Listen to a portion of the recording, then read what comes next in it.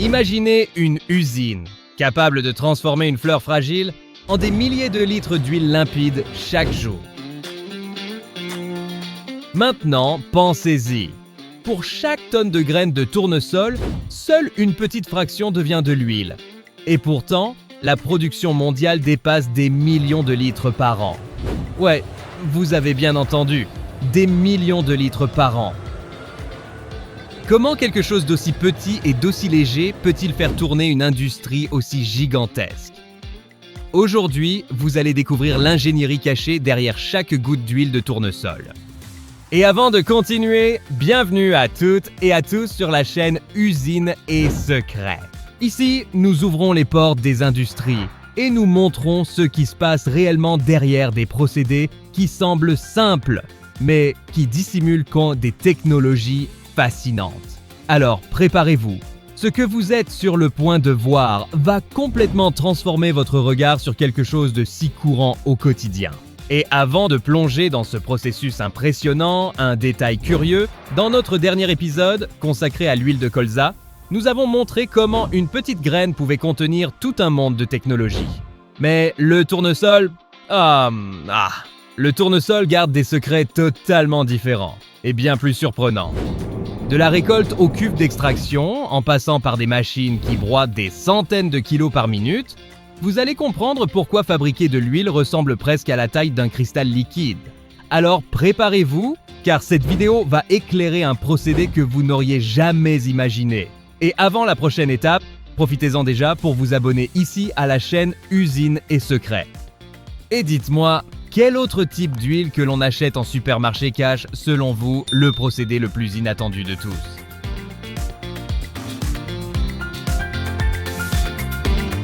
L'huile de tournesol commence bien avant l'usine. Elle naît là-bas, dans les champs, au cœur de cultures qui ressemblent à des mers jaunes ondulant sous le vent.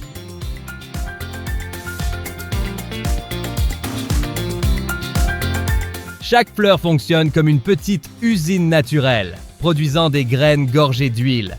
Mais le chemin jusqu'à la graine parfaite est bien plus exigeant que la plupart des gens ne l'imaginent. Pour commencer, il existe une énorme différence entre le tournesol cultivé pour produire de l'huile et celui que l'on retrouve en sachets de graines grillées. Les variétés destinées à l'industrie ont moins de coques, plus d'amandes et une teneur en huile bien plus élevée. Et cette différence génétique change déjà complètement le destin de la graine à l'intérieur de l'usine. La culture suit aussi un calendrier d'une précision extrême. Les agriculteurs surveillant le sol, la température et même la direction du vent pour décider du moment idéal pour semer. Le tournesol a besoin d'une lumière abondante, d'une humidité modérée et d'un sol capable de bien drainer sans sécher trop vite. Tout cela garantit une graine plus pleine, avec un rendement élevé au moment de l'extraction. Et il y a plus encore.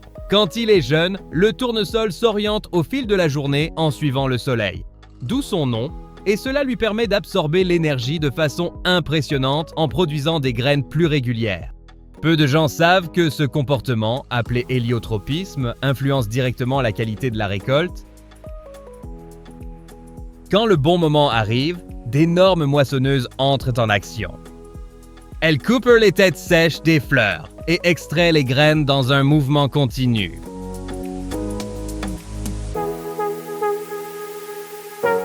C'est presque hypnotique. Des tonnes de graines libérées chaque minute, tombant dans de grands compartiments métalliques.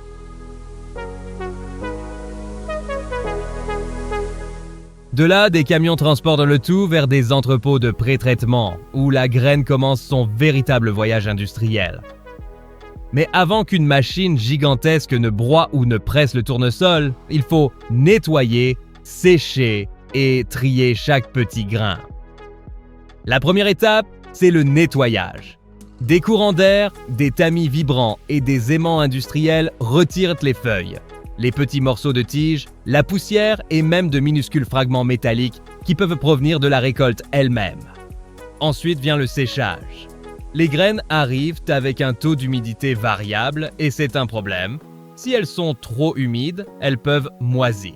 Si elles sont trop sèches, elles se cassent facilement et réduisent le rendement. C'est pourquoi elles passent dans de grands tunnels chauffés. qui ramène l'humidité à des niveaux précis. C'est comme préparer la matière première pour un processus délicat. L'équilibre de l'eau à l'intérieur de chaque graine influence directement la quantité d'huile qui sera extraite. Lorsque les graines commencent à atteindre le standard idéal, elles entrent dans une étape impressionnante, le tri par densité. Ici, des machines équipées de flux d'air contrôlés font flotter les graines légères, tandis que les graines plus lourdes poursuivent leur chemin. Les plus légères, souvent vides ou peu nutritives, sont écartées. Les plus lourdes, de véritables réservoirs naturels d'huile, passent à la phase suivante. C'est un classement si précis que de nombreuses usines peuvent prévoir la quantité d'huile qui sera extraite avant même de lancer le broyage. Ce processus fait tomber un mythe courant. Beaucoup pensent que toutes les graines de tournesol se valent. En réalité, dans toute une récolte, seule une partie devient une huile de haute qualité. Le reste devient de l'alimentation animale, de la biomasse ou des sous-produits industriels.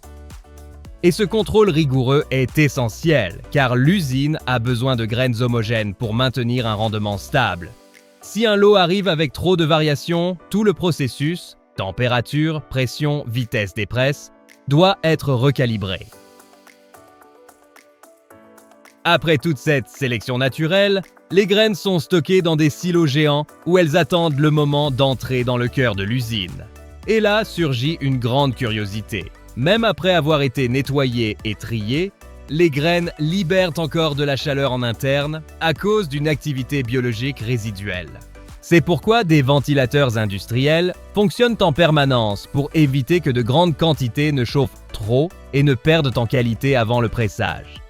C'est un détail presque invisible, mais il décide si l'huile finale sera claire et pure ou sombre avec un goût désagréable. À chaque étape de ce processus initial, la graine se rapproche du moment où elle libérera son huile. Elle est maintenant propre, sèche, séparée par densité et stockée dans des conditions idéales. La prochaine étape est brutale et fascinante. Transformer des grains durs en une pâte chaude et huileuse, prête à être pressée. Mais avant d'entrer dans la zone de broyage, répondez-moi à une chose. Imaginiez-vous qu'il existait autant d'étapes avant même que l'extraction ne commence?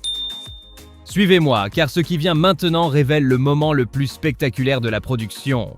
Là où des machines colossales pressent littéralement des millions de graines pour en tirer chaque goutte possible. Nous entrons maintenant au cœur de l'usine, là où la graine de tournesol cesse d'être un simple grain dur pour prendre la forme d'une huile. C'est ici que d'énormes machines, bruyantes et précises, travaillent comme des moulins d'énergie, transformant des tonnes de graines en une pâte chaude et brillante. Tout commence par le premier concassage. Des rouleaux d'acier comprimant chaque graine jusqu'à ce qu'elle se brise entièrement. L'objectif n'est pas encore d'extraire l'huile, mais d'ouvrir la voie pour que la chaleur et la pression agissent de manière bien plus efficace. Après ce concassage primaire vient l'étape que beaucoup considèrent comme le baptême de la matière première, la cuisson. De grands cylindres chauffés, appelés conditionneurs, tournent en continu pendant que les graines broyées les traversent.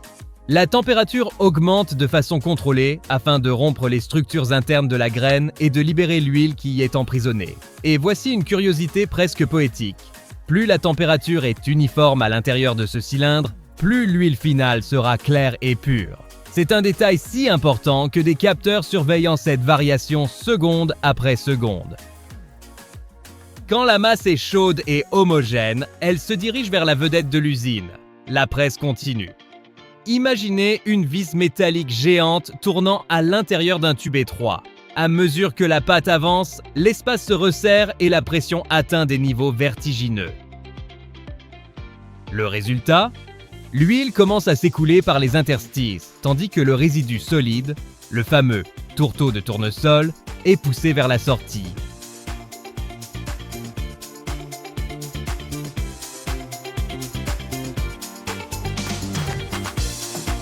Ce tourteau d'ailleurs possède une grande valeur nutritive et devient de l'alimentation animale, rien ne se perd. Et il y a un détail intéressant. Certaines presses parviennent à extraire jusqu'à 70% de l'huile totale dès cette première étape mécanique.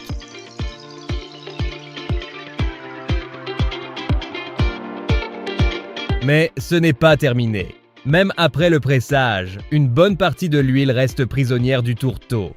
Et c'est là qu'intervient le procédé chimique. Simple à expliquer, mais impressionnant à observer. Les usines utilisent un solvant appelé hexane, capable d'arracher l'huile restante à l'intérieur des fibres. Tout se déroule dans de grands espaces fermés où le tourteau est baigné dans le solvant. Ensuite, ce mélange passe par une étape d'évaporation qui sépare l'hexane de l'huile pure. C'est si efficace que le rendement total peut atteindre l'impressionnant seuil de 98%. Et si vous vous demandez pourquoi l'huile de tournesol ne sort pas avec une odeur forte ou une couleur sombre, la réponse se trouve dans une étape appelée dégommage. Ici, l'huile brute est chauffée et mélangée à de l'eau pour séparer les gommes naturelles qui troublent le liquide. C'est à ce moment-là que l'huile commence à prendre cet aspect doré que l'on reconnaît dans les rayons du supermarché. Tout ce processus est surveillé en temps réel par des capteurs et des panneaux numériques. La moindre variation de pression, de température ou de fluidité peut indiquer que quelque chose ne fonctionne pas comme prévu. Dans certaines usines, des opérateurs parviennent à repérer les problèmes rien qu'en écoutant la vibration de la presse. Une forme d'oreille industrielle affinée au fil des années. Maintenant, dites-moi une chose. Quelle partie de ce processus vous a le plus impressionné jusqu'ici ? Profitez-en pour laisser votre avis dans les commentaires. Et dites-moi aussi depuis quelle ville ou quelle région de France vous nous regardez. Cela aide énormément Usines et Secrets à comprendre jusqu'où voyage notre contenu. Et maintenant, entrons dans le raffinage. Là où l'huile brute gagne sa couleur, son arôme et une pureté impeccable avant d'arriver dans la bouteille qui se trouve peut-être dans votre cuisine. L'huile qui sort de l'étape d'extraction est encore loin de ce liquide doré et transparent que vous voyez en rayon. Elle arrive dans le secteur du raffinage chargé d'impuretés microscopiques, de particules solides, de pigments naturels et même d'odeurs issues du pressage. C'est ici que l'usine passe en mode précision maximale, presque comme si elle polissait un métal précieux. Des cuves géantes, des conduites étincelantes et des commandes numériques forment un environnement où chaque millilitre d'huile est purifié avec une efficacité presque chirurgicale. La première étape de ce polissage industriel, c'est la neutralisation. L'huile brute contient des acides gras libres qui peuvent donner un goût désagréable ou raccourcir sa durée de conservation. C'est pourquoi elle est mélangée à une solution alcaline douce, qui réagit avec ces acides et forme de petites particules solides. Ces particules sont éliminées par centrifugation, laissant une huile plus stable et au goût beaucoup plus agréable. C'est un procédé qui paraît simple, mais qui exige une attention totale. Si la quantité de réactifs dépasse le bon dosage, l'huile perd en rendement. S'il en manque, le goût final est compromis. Ensuite vient le blanchiment, l'une des phases les plus impressionnantes visuellement de la ligne de production.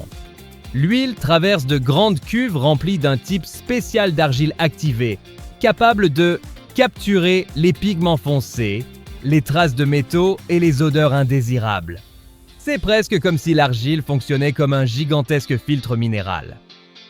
Une fois passée par le filtre, l'huile ressort avec une couleur dorée beaucoup plus uniforme. D'ailleurs, voici une curiosité surprenante. Même si l'huile semble transparente dans la cuve, sa vraie couleur ne se révèle que lorsqu'elle est éclairée en couches très fines. C'est pour cela que les laboratoires utilisent des tubes étroits pour évaluer sa teinte. Et nous arrivons alors à l'étape qui définit l'arôme neutre si caractéristique de l'huile de tournesol, la désodorisation. Ici, l'huile est chauffée à des températures extrêmement élevées, tandis qu'un flux de vapeur entraîne les composés volatiles responsables des odeurs et des saveurs marquées. C'est un moment critique car une chaleur excessive peut oxyder l'huile. Voilà pourquoi toute cette opération se déroule dans des chambres sous vide, un environnement contrôlé qui permet d'atteindre de hautes températures sans compromettre la qualité. Le résultat est un liquide pur, stable et au goût neutre, mais idéal pour les fritures ou pour un usage culinaire quotidien.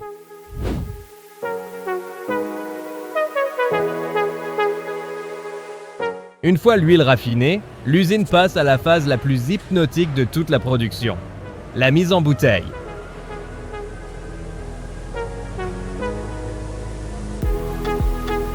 Des lignes robotisées transforment des bouteilles vides en rangées parfaitement alignées, qui avancent comme si elles défilaient au pas.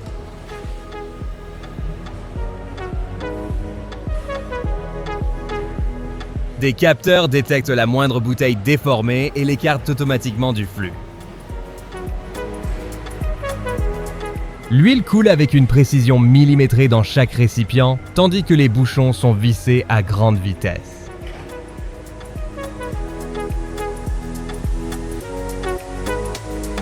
Les usines modernes peuvent remplir des centaines de bouteilles par minute. Et ce qui semble chaotique au premier regard est en réalité un balai industriel extrêmement coordonné.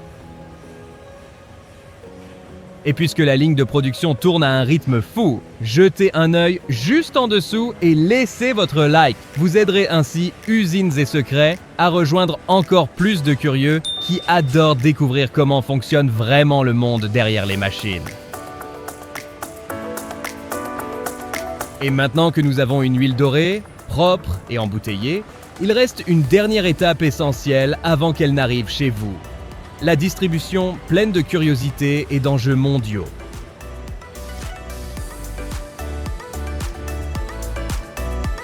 Une fois l'huile raffinée, embouteillée et prête à être consommée, commence un voyage aussi complexe que les étapes à l'intérieur de l'usine. La distribution de l'huile de tournesol mobilise un immense réseau de camions, de plateformes logistiques, de cargos et de délais serrés. Chaque bouteille doit conserver son intégrité depuis la mise en bouteille jusqu'au rayon. Et cela semble simple, mais implique une ingénierie logistique surprenante.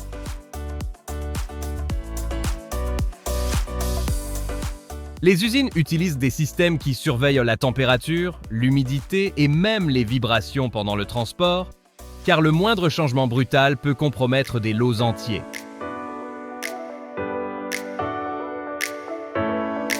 Une curiosité peu connue, c'est que l'huile de tournesol est tellement valorisée que certains pays considèrent sa logistique comme un élément stratégique de leur économie nationale. Dans certaines régions d'Europe de l'Est, par exemple, le tournesol a un poids commercial comparable à celui de céréales comme le blé et le maïs. Dans d'autres pays, l'exportation du tourteau, ce résidu solide qui reste après l'extraction, représente l'un des principaux intrants pour l'alimentation animale.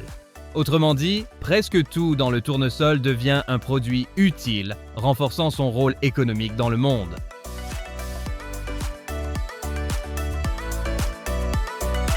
Et ce n'est pas tout. L'huile de tournesol possède aussi une importance environnementale. Ses graines et ses résidus sont largement utilisés dans la production de biodiesel comme une alternative pour réduire l'usage des combustibles fossiles. Dans certaines usines, des chaudières modernes brûlent les coques mêmes du tournesol pour produire de l'énergie thermique, créant ainsi un cycle durable qui alimente une grande partie de la production. C'est l'idée de l'économie circulaire mise en pratique, un sous-produit qui nourrit le processus qu'il a créé.